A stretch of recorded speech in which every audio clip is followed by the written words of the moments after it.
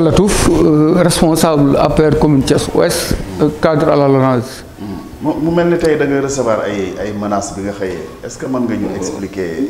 Bon menaces yi xam naa ni finalité bi moo nekk tey parce que temps yëpp dans les réseaux sociaux ça se limitait à des injures saaga lu nekk wax parce que j'ai toujours pris la défense du président de la République et attaquer ces gens-là qui pensent pouvoir régenter notre pays et s'ériger en donneur de leçons. Donc ce matin dama yeewu chaque fois bi may yeewu di jëndi mburu ñëw sama ci buntu ci garage bi noonu ci sama booru oto j'ai vu un papier je pense même que ce chauffeur bi moo ko waddal bi muy tëj kii bi bi ma ko jëlee moo xool sama tur laa njëkk a gis moo xool j'ai lu j'ai tiqué mais j'ai pas voulu apeurer la maison après ma dem bi ma demee c'est une lettre d'une force invisible et criminelle du PASTEF au traître de la République Edouard Latouf. Nous tenons à vous informer que vous êtes sur la liste longue des traîtres de la République.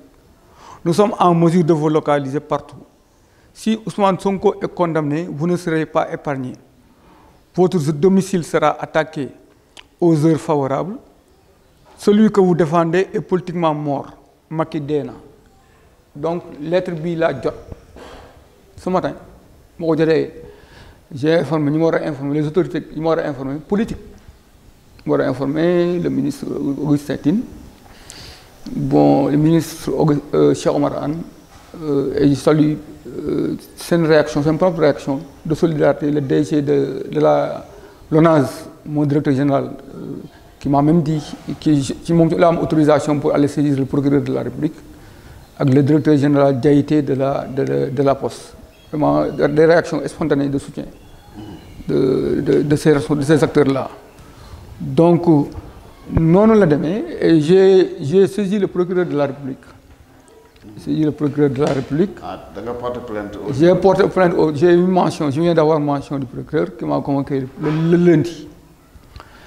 Parce que j'aurais pu ne même pas le faire. Je pense que le contexte est extrêmement chargé. Politique extrêmement chargé. Moi, j'ai toujours été partisan d'une démocratie plurielle, de débats pluriels contradictoires sur les problèmes du pays. Je pense que Abdek Bokoy Defar doit installer toujours des tensions, c'est-à-dire une tension permanente, quotidienne. C'est-à-dire qu'on joue à faire peur. C'est-à-dire que même ceux qui travaillent, même ceux qui sont dans les bureaux, ils ne le font pas sereinement.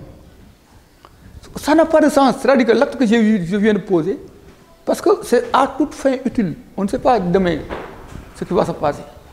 Déjà, les événements suivent à travers les réseaux sociaux, télévision, nous font peur. Ils font peur. Peur parce que nous avons peur. Pas du tout. Moi, je n'ai jamais eu peur. Je suis immunisé contre la peur à l'âge de 13 ans, lorsque j'étais au collège. J'ai traversé des moments beaucoup plus tumultueux. J'étais témoin, acteur de crise politique électorale. Donc, ce n'est pas des événements qui me font peur, mais qui me font peur parce que je suis un démocrate. Je suis attaché à la paix sociale, je suis attaché à la stabilité politique. J'estime que nous sommes autour d'un cercle de feu. Partout au niveau de la sous-région, ça prend feu. Est-ce qu'aujourd'hui, le Sénégal, qui était considéré comme la vitrine de la démocratie, le laboratoire de la démocratie, est-ce que le Sénégal, nous avons dit faut un problème, nous faut intervenir. Nous donnons référence. J'ai toujours dit que le Sénégal n'a pas attendu le discours de la boule de François Mitterrand pour s'inscrire dans la voie de pluralisme. Donc, si nous sommes en 2023, nous, le Sénégal, nous sommes acteurs politiques, nous trouvons un consensus. Je suis titre parce que nous avons gaz de gain, nous avons pétrole de gain. Si on a quelques mois, petits mois des élections présidentielles, cette tension-là, nous maintenons, il y a de quoi avoir peur. Est-ce que les politiques vont s'intéresser aux questions économiques? Tout le monde sait que la vie est extrêmement chère. Donc, ne serait-ce qu'on sort d'une Covid qui a affecté toutes les économies, les acteurs politiques devaient être en mesure de créer des consensus dynamiques. Donc c'est pourquoi moi j'ai peur. Pas peur, on veut attenter à ma personne ou s'attaquer à mon domicile. Ça, c'est la politique qui est un métier dangereux. C'est inhérent à l'activité politique. Chaque acteur politique doit, dans ses schémas, tenir compte de cette donne-là. Qu'il arrivera des moments où c'est surtout dans le contexte. Mais là, il cible particulièrement. Parce que moi, je refuse d'être.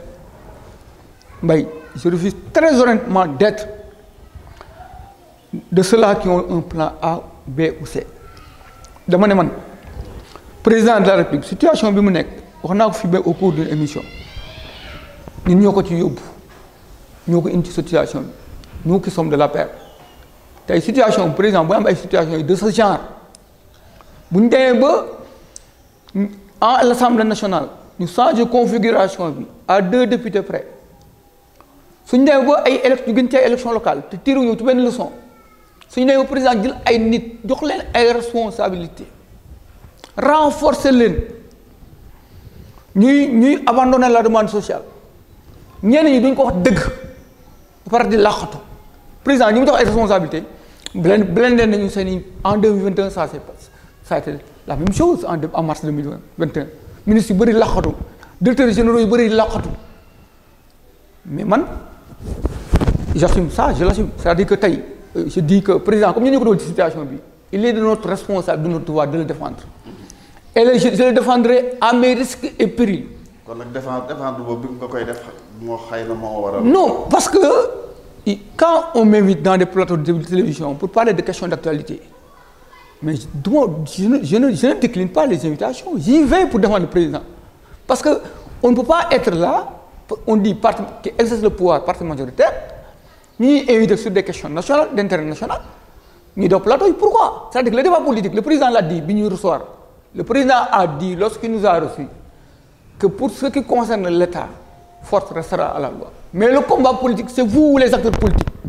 Il y en a encore mené. Il y en a encore mené sur le terrain politique, il y en a encore mené sur les réseaux sociaux, sur Facebook, sur TikTok. Vous devez être là, là où on m'attaque, là où notre majorité est attaquée. C'est là où vous devez aller répondre. Donc sur ce terrain-là, moi je ne sais, ce sera à mes risques et périls. Ça me fera changer d'un seul iota. Ce n'est pas des menaces, c'est des menaces qui me laissent de marbre. Débat, on souhaiterait que le débat politique soit civilisé. Que le débat politique tourne autour des questions. Mais dans une société civilisée, démocratique, la force des invectives, des menaces, des calomnies, va primer sur le débat pluriel contradictoire. C'est ce qui enrichir la démocratie. Mais pour reculer, pour ay menaces, moment où le président sort le moment où nous devons être présents, et j'en appelle à la responsabilité de tout le monde, de tous les responsables. De responsables, li leen gëna neex ñom, li leen di gëna neex moy ñu leen di inviter ay combat de lutte, di parrainer ay soirée, ay combat de lutte. Président ñëw intégration fenn ku nekk di wone sa bopp. Ku nekk di wone sa bopp. Mais bu ñu attaquer président, si l'opposition parvient à installer la tension dans l'espace de compétition politique électorale, si on attaque, parce que si on attaque, même reportage, attaque ben responsable. C'est le président de la République qu'on attaque. C'est le président qu'on attaque. Les responsables, si on attaque, ils s'arrangent à ce que ces jeunes ou ces jeunes les défendent. Mais quand le président est attaqué, personne ne le défend. Moi, je trouve ça lâche. Je trouve ça irresponsable. Moi, j'assume de mon côté, j'assume toutes mes responsabilités. Si ce soir, on m'invite à un plateau de télévision, déjà, je suis là, en face de vous, en train de répondre à des questions. Je ne considère aucune question taboue. On ne va pas accepter que le Yéhu est dans son rôle. Ousmane Sonko est dans son rôle. Il est en train d'engager le combat de sa survie politique. Il est dans son rôle. Mais il nous revient, nous qui sommes de la paix, qui assumons notre appartenance à la paix. Nous ñi nga xam dañ doon wax ay weer yi passé naan président ñun dañ la fidèle dañ la loyal président tey la ko gën a soxla mais yor ay plan B A plan B ak laqatu bu bàyyee bu ñu bàyyee ba bënn ba tempête bi romb nag ku ci nekk di génn ay communiqué le président n'a pas besoin de ça c'est le moment où jamais en tout cas de défendre le président de la République te ci loolu du menace de mort du lenn moom koy teree def c'est-à-dire que parce que le président a un excellent bilan il a bien travaillé président de la République dafa liggéey mais dafa am ñoo xam ne ñoo liggéey boobu ñoom presque j'ai l'impression qu'ils sont dans plus dans des logiques d'enrichissement personnel ruum xaalis ak ay privilèges que de défendre le président de la République c'est maintenant que nous devons mouiller le maillot parce que situation bi ñu koy yóbbu nii yóbbu ko ay législatives nii ne ko on va gagner les législatives la tête haute ñi am problème foofu ba ay député du fa xeex parce que Ousmane Sonko laa wax dama ne su ñëwee li mu ñëwee nii c'est parce que ñun ñoo mettre président dans une situation politique inconfortable s'il savait pas ce nombre de députés à l'Assemblée nationale s'il n'avait pas contrôlé politiquement beaucoup de villes Ousmane Sonko du ñëwee def lii donc s'il a aujourd'hui le courage de le faire di def lu ko neex loo xam ni personne ne doit le faire c'est que Ousmane Sonko est en train de faire moi je dis il y a plus de 10 jours que Ousmane Sonko stratégie mooy installer une tension politique permanente Sénégal pour provoquer la prise du pouvoir par l'armée. Avant-hier, il a convoqué l'armée dans son discours. Il n'a pas dit ex nihilo. Il faut bien nous comprendre ñoom ci logique bu ñu nekk mais ci logique bu ñu nekk on ne doit pas être là des témoins inactifs insensibles si nous aimons vraiment le président de la République comme li ñu koy wax si nous estimons que le président a bien travaillé mbir mi du affaire tëgg sawar combat de lutte je n'ai rien contre les lutteurs folklore mbir mi combat politique la parce que la situation est extrêmement cruciale extrêmement le Sénégal est à un tournant décisif de son évolution. Edouard nga tàggatoo. waaw donc Mbaye vraiment maa ngi rafetlu promptitude bi nga am rek na ma il faut nga jaar pour ñu jël sa di conclure pour vraiment remercier les directeurs généraux de la Poste.